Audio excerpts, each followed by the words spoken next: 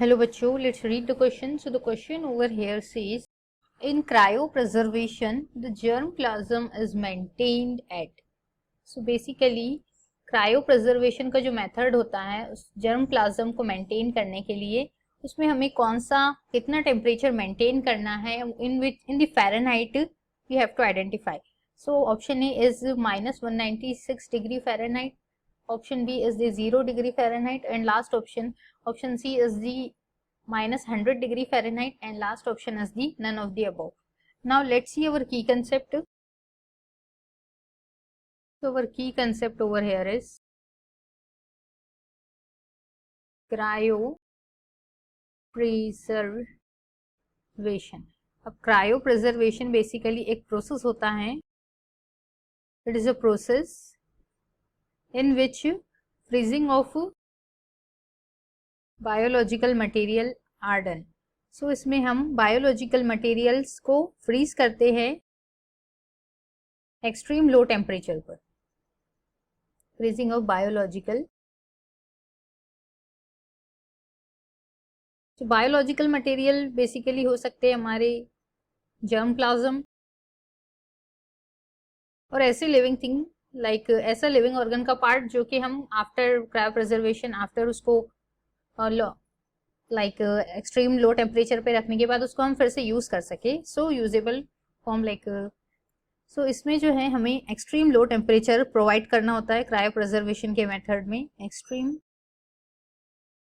Low temperature और other than this इसमें material like elements use होता है मोस्टली लिक्विड नाइट्रोजन.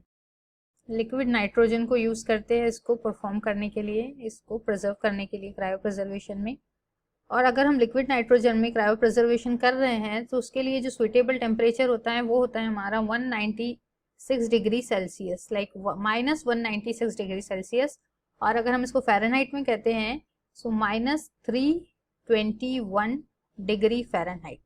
सो इस टाइप से क्रायोप्रिजर्वेशन किया जाता है लिक्विड नाइट्रोजन में देन अदर थिंग्स में. सो बेसिकली हमें यहाँ क्वेश्चन में पूछा गया है कि सो बेसिकली हमें फ़ारेनहाइट में पूछा गया है. सो -321 डिग्री फ़ारेनहाइट टेम्परेचर यूज होता है क्रायोप्रिजर्वेशन में.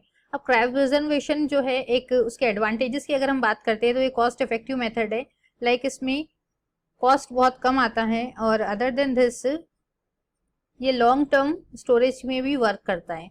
हमें किसी भी चीज़ को अगर लॉन्ग टर्म मटेरियल को प्रिजर्व करके रखना है so it is a very good method. अब बेसिकली क्रायोप्रिजर्वेशन में होता क्या है कि जो कोई भी बायोलॉजिकल मटेरियल होता है उसको जो हम लो टेम्परेचर पे रखते हैं तो उसकी मेटाबॉलिक एक्टिविटी लो हो जाती है. मेटाबॉलिक एक्टिविटी लो होने की वजह से जो शेल्फ लाइफ है वो इंक्रीज हो जाता है, एक्टिविटी स्लो डाउन. और इसमें हमें फिर कोई अल्ट्रेशन और मॉडिफिकेशन भी नहीं करने होते. डेट्स वाई क्रायोप्रिजर्वेशन एक बहुत बेनिफिशियल प्रोसेस है. सो अकॉर्डिंग टू दिस हमें जो क्वेश्चन में पूछा गया है कि क्रायोप्रिजर्वेशन में जो टेम्परेचर मेंटेन करना है सो वो है हमारा 321 डिग्री फ़ारेनहाइट, -321 डिग्री फ़ारेनहाइट, जो कि एक्सट्रीम लो टेम्परेचर होता है, कोल्ड टेम्परेचर होता है. बट अकॉर्डिंग टू दिस हमें ऑप्शन में इसके रिगार्डिंग कोई दिया ही नहीं है ऑप्शन. डेट्स वाई हमारा ऑप्शन डी क्या है, करेक्ट ऑप्शन है. Option D is our correct option. So because हमें रिक्वायर्ड टेम्परेचर चाहिए -321 डिग्री फ़ारेनहाइट और अगर हम सेल्सियस में बात करते हैं डिग्री सेल्सियस में तो -196 डिग्री सेल्सियस.